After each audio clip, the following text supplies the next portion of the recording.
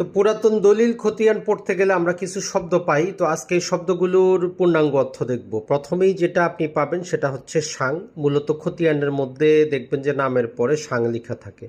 এই সাং মানে হচ্ছে আসলে ঠিকানা, যে আসলে ব্যক্তিটা কোথায় বসবাস করে। দেখবেন যে খতিয়ানে বা কোথাও যদি একাধিক ব্যক্তির নাম থাকে, একজন ব্যক্তির নাম দিয়ে লেখা হয় যে গং। গং মানে হচ্ছে যে এই ব্যক্তির পরে আরও ব্যক্তিরা আছে।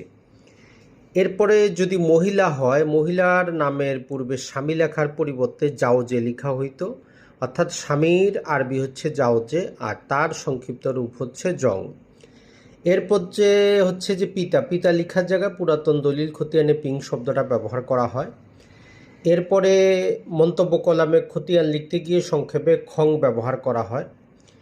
এরপরে হচ্ছে যে যারা স্বাক্ষর করতে পারেন না, দলিলে যদি তাদের জন্য অন্য কেউ স্বাক্ষর করে, তখন যিনি স্বাক্ষর করতেছেন তার নামের প্রথমে এই যে বং লেখা হয়, মানে হচ্ছেন বাহক, যার হয়ে স্বাক্ষর করা হয় দলিলে, যে ব্যক্তি স্বাক্ষরটা করে দেন।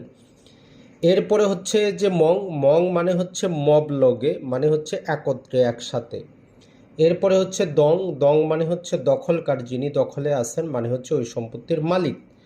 আর নিং মানে হচ্ছে যে নিরক্ষর।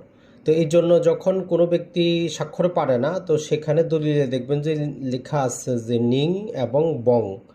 নিং লেখা থাকে, নিং লেখার পরে তার আঙ্গুলের ছাপটা দেওয়া হয় এবং বং লেখার পরে তার স্বাক্ষরটা অন্য ব্যক্তি করে দেন। তো এই জাস্ট ভূমি বিষয়ক শব্দগুলোতে আমরা যেখানে অনুষ্কারগুলো আছে সেগুলো একত্রিত করেছি। তো আপনি চাইলে এগুলো একটু দেখে নিতে